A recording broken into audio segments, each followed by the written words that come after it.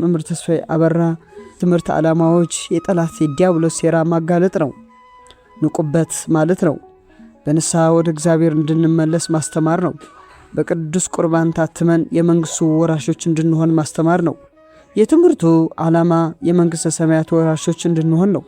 ታዲያ መምህር ግርማ ወንድሙና መምህር ተስፋዬ አበራ ጸልዩ፣ ስገዱ፣ ንስሐ ግቡ፣ ቁረቡ፣ ጠላታችሁ ዲያብሎስ ንቁበት ማለታቸው ምንድነው ጥፋታቸው? ውጤታቸው በጥቂቱ ስንቶች ከግብረ ሰደማዊነት ከሌዝቢያን ተላቀው ንስሐ ገቡ፣ ቆረቡ፣ ጠላታቸው ነቁበት። በጣም ብዙ ፕሮቴስታንት፣ ፓጋን፣ ሙስሊሞች፣ ሌሎች ሰዎች በዚህ ትምህርት ነቅተው ወደ እውነተኛ የኦርቶዶክስ ተዋሕዶ ሃይማኖት ለሱ።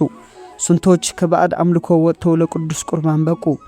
ስንቶች ምዕራባውያን ነጮች ጠላታቸው ዲያብሎስ አውቀውበት ከእስራት ተፈተው ወደ ሃይማኖታችን መጡ። ስንቶች ከዲያብሎስ እስራት ተፈተው ለብዙ ሰዎች ተረፉ።